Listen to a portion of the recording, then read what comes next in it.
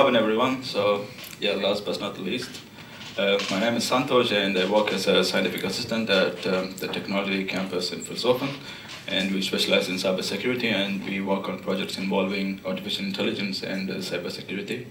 And as Corinne mentioned, the presentation is going to be in English, so yeah, get ready for it.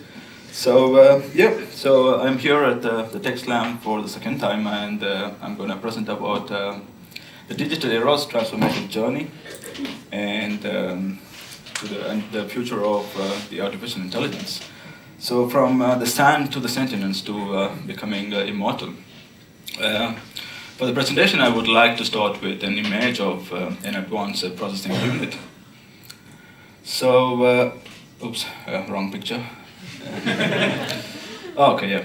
So this is an NVIDIA V100 graphic processing unit, but was it really a wrong picture? I would say that they both are the same picture. So the first one is the raw silica sand, and the next one is, as I mentioned, it's NVIDIA Tesla V100 graphic processing unit. And from decades of research and development, someone figured in the 1960s that someone like that sand could become like a most advanced graphic processing unit, something like this. And it doesn't stop with this graphic processing unit, like everything we use, like every foundation of the electronic devices, right from mobiles and laptops and autonomous cars, or even the switches, everything is made of electronics, which is like semiconductors, transistors, microprocessors, integrated circuits, etc., etc. And silicon is the foundation of all these electronic devices. So to be indirectly said, silicon is like the unsung hero of the modern world. But is it the same before the digital era as well? Nope. So in the 1940s, it was a different scenario. I mean, to talk about the alchemy of the chip making or before the digital era, like in the early data processing, we were using punch cards or vacuum tubes or mechanical or electromechanical devices. And it had a lot of limitations, right, from computational power to speed to the size and everything. So that was like a crisis for the evolving era of computation, etc. So scientists over there put a lot of research and development, and they invented what is known as silica, where they can convert silica into a different material which can enhance the computational power and also make it smaller and also increase the speed and also the cost. And this led to the pathway for the evolution of the digital era. But this was not simple. There was a lot of, or thousands of experimentation, more than Edison's bulb experimentation, where they need to process from the silicon sand to a silicon ingot to slice from the wafer, and how we can make a wafer into a modern electronic microprocessor, integrated circuit, etc. So this process is evolving right from the 1940s until the current generation. And so with this, we invented transistors and semiconductors and integrated circuits and modifying these things and adapting these things into, or infusing these things together, which led to the digital era. But right from the sand, the silica sand, to a microprocessor, it's not the same thing. So the value of the silicon sand starts with 1x, where the end product, which could be a semiconductor chip, is like 950 times the value of the semiconductors. But behind all this, there was a law, so it's called as the Moore's law. So Moore is the co-founder of Intel, and he said that the size of the transformer on the chip would be doubled for every 18 months. But right from the early 2000s, this law was more enhanced, where the size of the transistors on a chip is getting doubled every 3 to 6 months. So with this, the miniaturization of the transistors on a chip, and also like the increased performance and also the size of the transistors and the microelectronics, etc., is getting more enhanced and enhanced. For example, you can see in the graph where in the 1970s, it said that there will be like 1,000 transistors on one chip, and compared to what we see in 2020s. So this could be like an incredible journey of transistors, etc. And talking about the incredible journey, I was in the Leonardo da Vinci Museum in Milan, and I stumbled upon this thing where I can see the live image of how a silicon is converted into an ingot and into a wafer and also into a microelectronic chip. And something like this, where you can clearly see or have a vision of how deep the silicon wafer can be.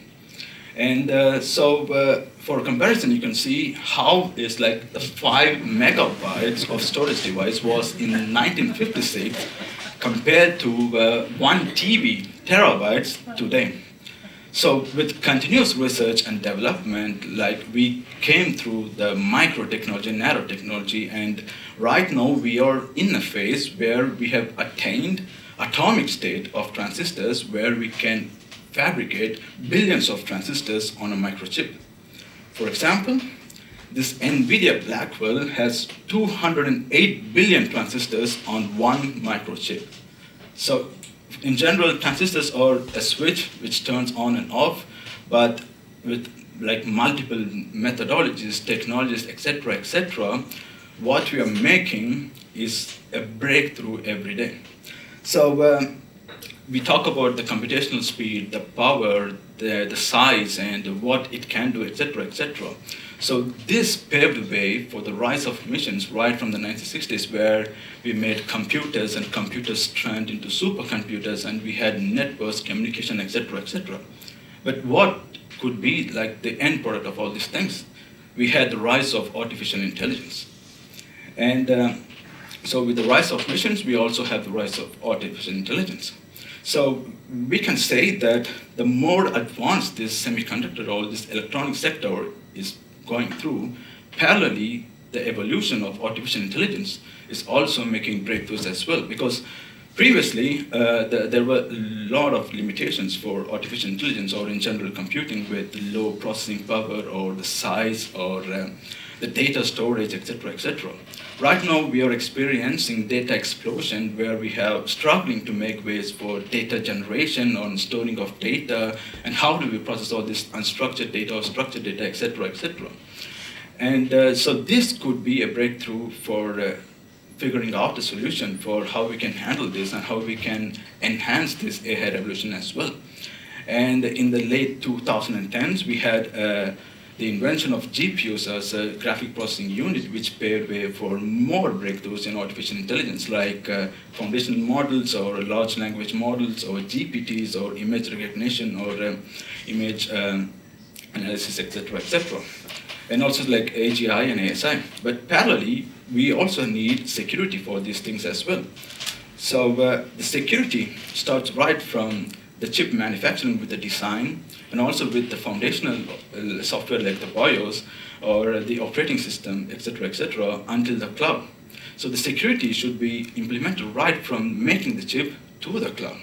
But with these advanced things, and the more we get advanced, the more we have to replace the technology, etc. This has a darker side as well.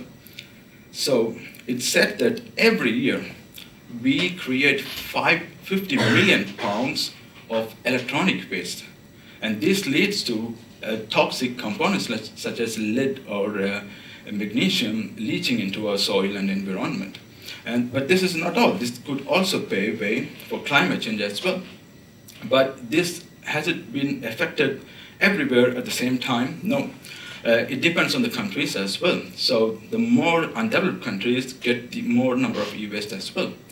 But looking further, with the technologies coming forward, could there be any change? For example, with the quantum leap. So the quantum leap can like predict material science, where we can have more sustainable electronic devices with its different types of computational mechanics compared to the conventional or the traditional times, etc. Or we can also say, like considering storage, the University of Southampton University, they developed this crystal-based storage where they use a quartz crystal where they can store 396 terabytes of data for billions of years. Could this be the conventional storage in the future as well? So to talk about the road ahead, with this conventional storage mechanism or this quantum computing, etc., we could also consider this thing as the digital era crisis, like how we moved from the analog to the digital world. We can also move or transition from this digital world into a new computational method with the conventional storage, etc., looking forward for shaping the future with societal values, etc. Thank you very much.